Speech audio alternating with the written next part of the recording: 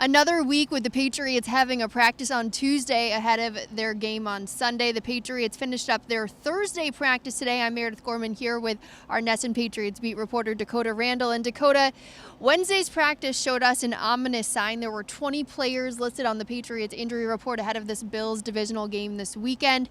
But some guys did come back for practice today, which is a good sign. Yeah, yesterday's injury report was the biggest I've ever seen at 20 players. It was almost COVID era where you'd have these huge injury reports with a bunch of guys in health and safety protocols. But you're right, today there was a good sign, a slight turn to the positive with Trent Brown, Hunter Henry, and Jonathan Jones all returning to practice. Now, just because they're there during the media access portion of practice doesn't indicate that they're going to be able to play Sunday or even that they actually did anything in practice today. But it was a good sign. And on the downside, Keon White still out, as were Riley Reif and Josh Uche. So it's not looking good that they're going to play. But just being able to have Trent Brown and Hunter Henry potentially back will be huge for the Patriots, but we'll have to see if they also practice Friday. One thing that the Patriots have struggled with repeatedly the last few weeks is scoring points. It's putting it mildly. Yeah, putting it mildly and in a nice way.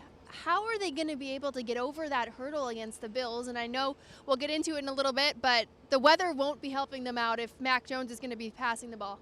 Well, listen, I think the Bills are vulnerable this year. I don't think they're as good on offense. I mean, they're still dangerous. Stephon Diggs gives the Patriots fits every time, but they are definitely vulnerable on defense. This is not as good as the Bills' defense has been in the past, and I think that the Patriots could move the ball. However, if they don't get things straightened out on the offensive line, which nothing to this point has indicated that they will, they're going up against a very capable front seven that creates a lot of disruption, and that's where really all the Patriots' problems have started. So if they can block things against the Bills, against all odds, if they can block things, I think they actually could put up some points in this game. But again, to go back to the injuries, their entire projected offensive line from training camp was on the injury report yesterday. Trent Brown, Cole Strange, David Andrews, Riley Reif, and Mike Nwenu. They were all in the injury report. They're all banged up. So I don't have much hope that they're going to be able to get things blocked against the Bills. But if they do, the Patriots could have more success in this game than I think people think they will, depending on the weather. Yeah, unbelievable when you look at that Patriots injury report, and we're just really in the beginning of the season still. All right, Dakota, one thing that we really have to touch on is what the weather is going to be like for this Patriots-Bills game at 1 o'clock here in Foxborough on Sunday. The wind is going to be heavy. I think we're avoiding the rain, but the wind is the big story. Yeah, it could be. It very well could be. I mean, we know if we ask Bill Belichick about this tomorrow, we all know what he's going to say.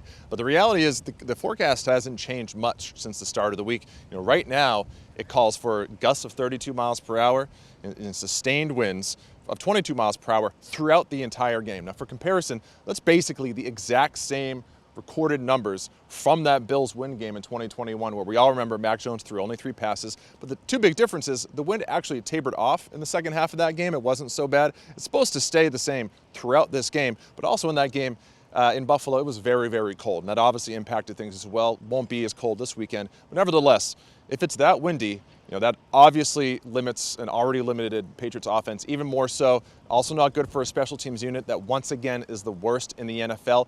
But on the other side of that coin, maybe it limits the Bills as well and leads to a closer game than what it otherwise would be. That's right. Yeah, the Patriots sitting at 1-5 as they head into their Week 7 matchup against the Buffalo Bills, another AFC East team, and Patriots currently sitting in last in the division. Hopefully they can turn things around. PNC Bank, helping to make banking easier.